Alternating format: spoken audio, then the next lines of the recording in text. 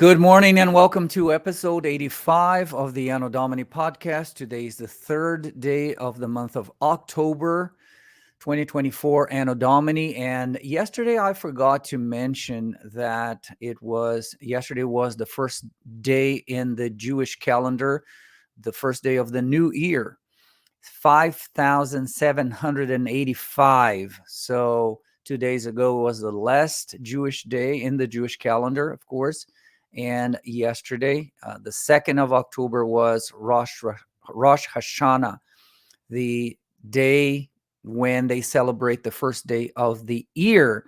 So today is the second Jewish day in the 5,785th year of their history. And I was ministering in the beloved church in Andrews, brothers and sisters that I love from the bottom of my heart for the opportunity they gave to minister there, to teach the word of God there. And we were studying about those 5,785 years of Jewish existence ever since Adam was kicked out of the Garden of Eden and became his life as a sinful human being here on this planet. So, just a side note here, we have been studying and meditating upon the 28 principles of freedom that made America the most powerful nation in human history, the freest, the most prosperous, the most blessed nation in human history. And today, principle number 21, we're going to be talking about something that is very dear and near to my heart. And this is the idea of self-governance. Number one, self-government. And number two, locality. Local. This is the drum that I have been beating for years now, not only here in the United States of America. I wrote a book about that when I was still living in Brazil.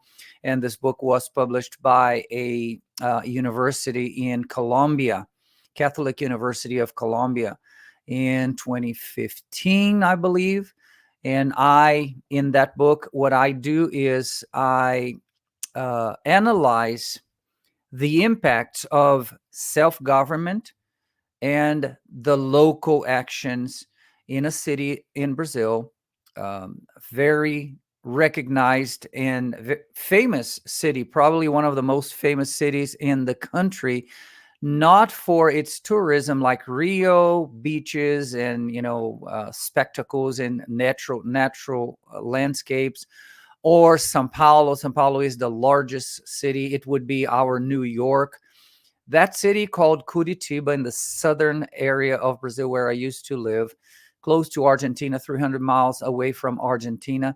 That city was considered by the United Nations 40 years ago as the most developed city in the southern hemisphere of the planet. We're talking about 1980s, 40 years ago.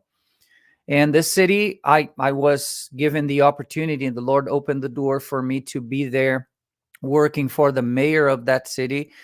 And it was a miracle the way I was connected with this mayor. It's a long story. I'm going to spare you today of the many details that led me to that city and why I was there and how I met this guy, the mayor. He is a Japanese immigrant to Brazil, came to Brazil when he was 3 or 4 years old, and he ended up being the mayor of that city.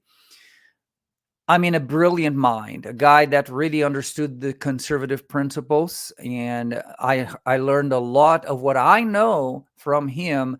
And I was just texting him the other day via WhatsApp.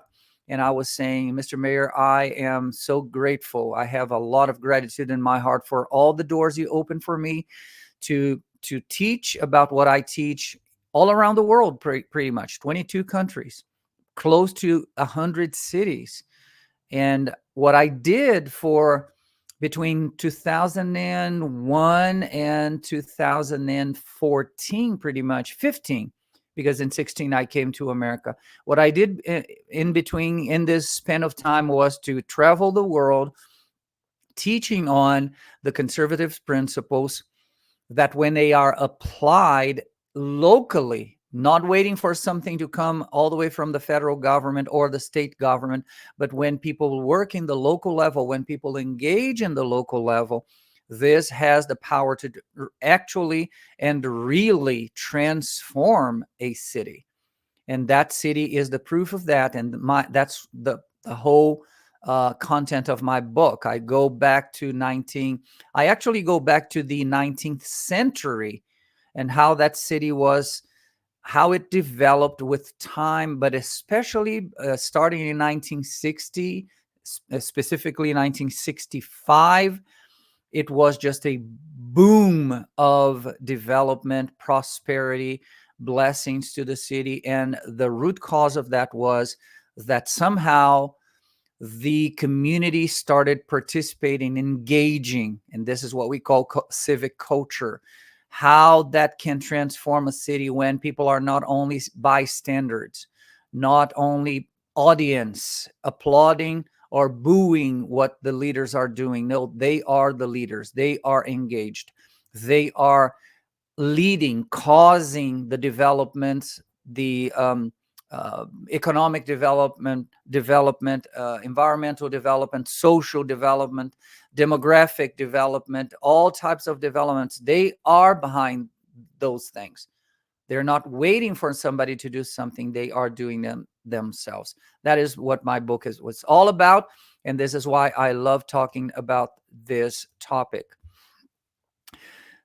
You see here the three levels of government, the external one being the federal government, the internal one, the state government, and then you have the county and the city. Here in America, we have the county and the city. In Brazil, we don't have the county level.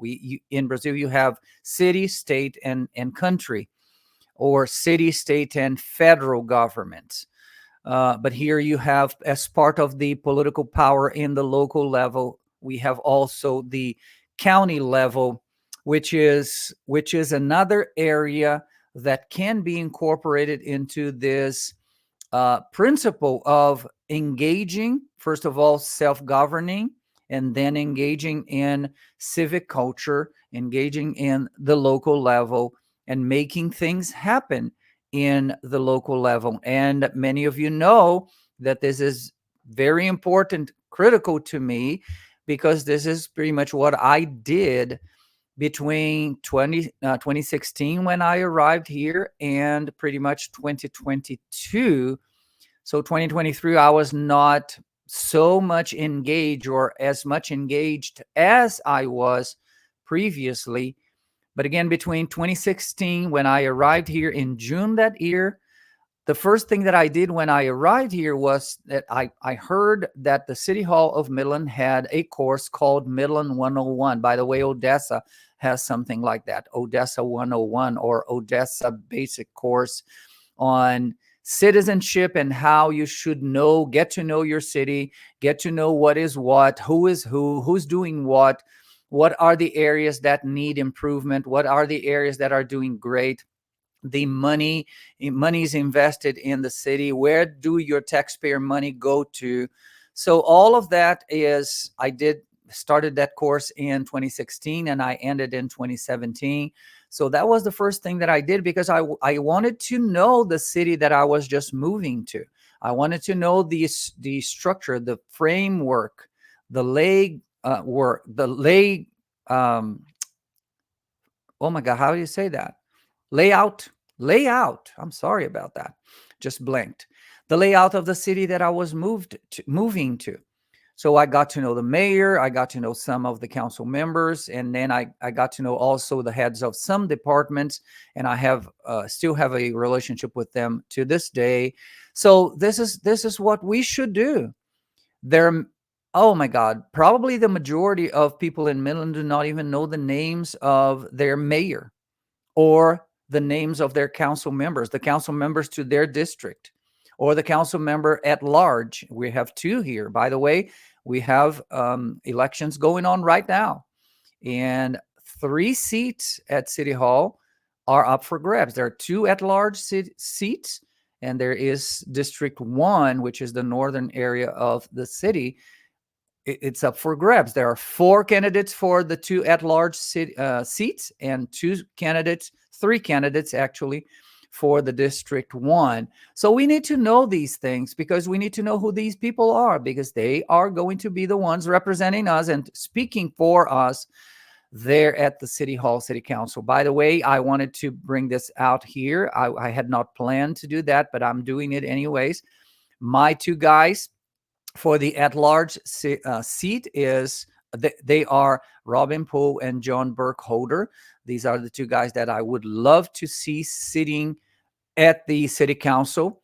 I know both of them very well, very closely. They are people of faith, number one. They worship and they recognize the same God that we do. And they are also people that have done a lot for this community. They are people of their word and people of the word, people of God's word. So those are the 2 guys that I know very closely, and I am supportive of both of them. Problem is, I cannot vote yet, and I cannot be voted for either. So I'm not there yet. My citizenship has not come yet. So it will come one day, and I want to serve the city the best I can in my best, the best of my capacities. So let's go back to this map here, or this picture. In the local level is where all the political power actually happens. We have political powers in the other levels, but they are impacted by, they are consequences of how and the way political power is applied in the local level. Thomas Jefferson, in his writings, said this about the local level. These wards, he was talking about New England, these wards were special, not special, they were limited small villages, that they were not villages because they had a local authority. So they were called wards, small towns, we could call them today. These wards, called townships in New England, are the vital principle of their government and have proved themselves the wisest invention ever devised by the wit of man for the perfect exercise of self-government and for its preservation. So you see that he is saying that self-government is performed well when it's performed locally. And we have to stop here everything to think about who Thomas Jefferson was. Thomas Jefferson was the guy that he was the writer, the one that took note of the Declaration of Independence. Of course, he participated in all of the debates and arguments about that document. And then he is there. He is there to ratify the Constitution in 1787, 11 years later. So he was profoundly involved in the federal level. He was profoundly involved in everything related to the nation, the big power up there, right? But here he is saying that the powers of the federal government do not even compare to the powers in the local level, because he calls the powers in the local level the wisest invention ever devised by the wit of men, because in the local level, that is the location, the perfect place for the exercise of both self-government and preservation of self-government. Another historian, 100 years later, less than that, John Fiske, he was an American historian and philosopher, born in 1842. He died in 1901. He said in his book, The Critical Period of American History, he wrote this book in 1916. He said, I'm quoting, "If the day should ever arrive, which God forbid, when the people of the different parts of the country shall allow their local affairs to be administered by prefects sent from Washington, and when the self-government of the states shall have been so far lost as that of the departments of France, or even so closely limited as that of the counties of England. He's comparing America to both France and England. On that day, Fisk says, the political career of the American people will have been robbed of its most interesting and valuable feature, and the usefulness of this nation will be lamentably impaired. What is he saying? He's saying that the day that we forgot, the day that we forget the powers that are on our hands as citizens in the local level, the day we forget that, or the day we ignore that, the day we neglect that, that is the day of our demise. The day we expect Washington to send representatives to rule and govern over us down here, we're doomed. And he was so spot on, so right, so correct about this, because the federal government, guys, would not do a thing if the people in the local level would not allow them to do. And again, I want to bring your attention back to what we did here in Midland in 2021. First of all, with the COVID and the mandates and all of that. I have already talked about this before. I have a video on my YouTube channel about this. We went to the City Hall, City Council. The mayor put out a public hearing to hear from the community, to hear from the hospital, from the nurses, from the doctors in the apex of the so-called pandemic. And the people, we the people, ordinary folks, citizens or non-citizens as myself, went to the city council. We came to the microphone and we said, you don't have those powers. Constitution does not give you the power to mandate anything, to force people to do anything, especially to mandate under the penalty of a fine. You cannot do that. So every single time that, and can you think about that we stopped right here in Midland, Texas, a city of close to 150,000 people. We stopped all the mandates coming out of Washington, D.C., and even Austin. Even our governor at that time, he was mandating. He was putting people in jail. You remember the hairdresser from Dallas? And now she is she's running for office. She's running for the legislative body in Austin for the House, and she won her primary. And now she's going to face off with a Democrat on November the 5th, Shelley Luther. I believe she's going to win. So she got the attention, and she grabbed the attention of the country. Even Tucker Carlson invited her for his show. He was still on Fox. She grabbed their attention because she stood up against Greg Abbott and the state of Texas, and she said, I am not going to shut down my hairdressing place. I'm not going to do that. I'm not going to shut down my salon because I need to work. I have a family to feed. And she was complying with, even the mask mandates. She was complying, but she said, I'm not shutting down.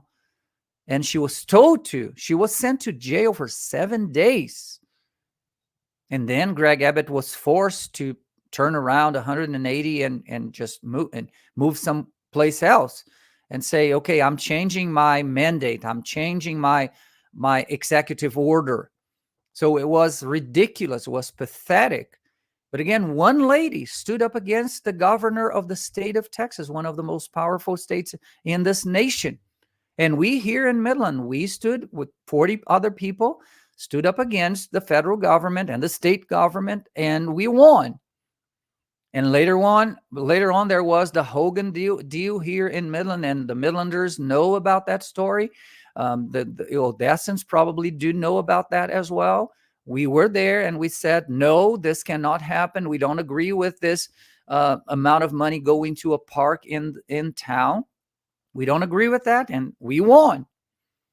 So you see that is the active power in the local level, that we do not have more victories because we just don't show up. It's not that we don't have the strength. It's not that we don't have the capacity. It is just because we are absent of the game. We're out of the game. We decide not to show up. in the court or in the arena or the football field. We don't show up, and this is why we lose. And this has a biblical principle behind this. Jeremiah, the prophet, in the Word of God, chapter 48, verse 10, part B says, "Cursed are those who keep their swords in the sheath in times of war." This is the sin of omission. This is not showing up. You have a sword, you don't show up. You have a sword called vote, you don't go to vote. You have a sword called registration to vote, you don't register to vote. I mean, we have 58 to 60%, some polls say 65% of Christians are saying that they're not going to vote this election period, this year, 2024. We lose because we don't show up. But every single time we do show up, not every single time we win, but every single time we show up, there is a game. Something happens. A battle, at least, can be seen. If we don't do that, if we don't show up, the other guy, the other side, the government always wins, right? So this is an amazing quote, I believe, from Mr. John Fisk. So I could talk about this forever here, but I'm moving on. Principle 22, government by law, not by men. We have already talked about that earlier this week. John Adams said in his Defense of the Constitutions of Government of the United States, a booklet that he wrote in 1797. This is 10 years after the ratification of the Constitution. John Adams, our second president, said, "No man will contend that a nation can be free that is not governed by fixed laws. All other government than that of permanent known laws is the government of mere will and pleasure." The other day we were talking about the importance, the critical relevance of a written constitution. And if you remember what I said, before America, there was no other nation that would write down their constitution, meaning the structure, the formation, the framework of the laws of that country, that nation. America was the first one that did that. And this is what John Adams is talking about here. You can only have fixed laws if the laws are in the books. And this is why they made the amendments to the Constitution something that is very hard to change. Number one, you have to have a majority of the 3/4 of both the House and the Senate in Washington, D.C. Then you have to have the approval of the president. Then you have to have the approval of 3/4 of governors of all the states in order to approve an amendment. There are exceptions to that, but it is that difficult. It is very hard to create an amendment to the Constitution. Why? Because they believed that as everything that is fixed is not supposed to be changed or replaced with the whims of society, the winds of culture, the changes in people's way of seeing the world. So it's not a mere will or pleasure. I changed this law. I don't like it. I changed. This is what happens in banana republics like my country, Brazil. If the president does not like something that usually something that restricts his power grabbing process or move, he changes the law. He bribes the representatives or senators, and he achieves what he wants. It's easy. Just make another amendment. So this happened with our constitution in Brazil. The last constitution we had or have, it is from 1988, 98, 2008, 30-ish years, less than 40 years ago. And it has already 114 amendments in less than 40 years. Why? Because if I don't like the law, I just change it. And this is exactly what John Adams is saying. We need fixed laws, but especially he is talking about that because he believes that the laws of God should not be messed upon. He believes that the laws of God are fixed. And as they are drawing the laws of the nation from the laws of God, the God of nature and the nature's God, the natural laws, he says we should not change anything. We have to have fixed laws, or else we're going to have a government of mere will and pleasure. James Madison in Federalist Paper 62 says, law is defined to be a rule of action. But how can it be a rule of action which is little known and less fixed? How are people going to know a law or a rule or a norm that, number one, people don't know, or number two, that people can change because it's not fixed? Whoever wants to change it will change it because it is not fixed. It's not written in the books. This is exactly what the Constitution did. And Federalist Papers just provided a way of consolidating those fixed principles. John Locke, the British philosopher that the founding fathers were um, so eager to learn from, and they transposed from Locke's philosophy a lot of what he taught, a lot of what he created as a philosopher. He said, I'm quoting, freedom of men under government is to have a standing rule to live by, common to every one of that society, and made by the legislative power vested in it, and not to be subjected or subject to the inconstant, uncertain, arbitrary will of another man. He is mentioning here the necessity for a law to be a result of the arguments and the debates and the discussions of the legislative bodies.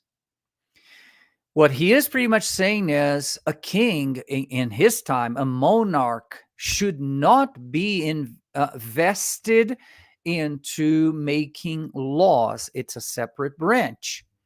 And as soon as the legislative branch talks about, debates, argues on that specific matter, the result of their discussions and debates should be, as a consequence, to write down that decision, the result of their conversation, into the books and make that thing a fixed law.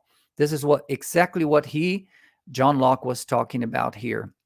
Aristotle, this is not 1700s, this is not 18th century, this is 2000 plus years ago. The Greek philosopher Aristotle said, even the best of men in authority are liable to be corrupted by passion. I don't believe that he knew anything about the book of Jeremiah, chapter 9, verse 17, that says that the heart of man is desperately corrupt. But see that he had a point here, that he understood that human nature was not to be trusted. Let me repeat that. Even the best of men in authority are liable to be corrupted by passion. We may conclude then that the law is reason without passion, and it is therefore preferable to any individual. Law is reason without passion, which was exactly the demise of France. In the French Revolution, they acted with their guts. They acted with their passions. They acted with their emotions, to the point of bringing to the guillotine 40,000 people only on the first year of the French Revolution. And this is why Alexis de Tocqueville came to America, to learn what they had done here, because in his country, they were killing people by the thousands every year. So when Aristotle says that law should be disconnected from passion, from the whims and pleasures and will, in the sense of emotion-led decisions of man. This is exactly what he is talking about. And this is why we desperately need laws that are divorced from emotions. There's a wonderful book that I'm going to be talking about this book later on in the episodes. It talks about the danger of feelings and emotions and sentiments in public policy. It's just amazing, amazing book. So tomorrow we're going to be talking about the relevance of an educated citizenry, and not only educated in a formal way, meaning being in school and college, but talking about we are going to be talking about educated in the sense of their minds being educated by the Word of God, the principles that rule and govern human nature and nature at large in general. So that is the conversation we're going to be having tomorrow, Friday. And I so hope that you can be with us for episode 86 of the Anno Domini podcast. Till there, may the Lord bless you, and I hope to see you tomorrow. Goodbye.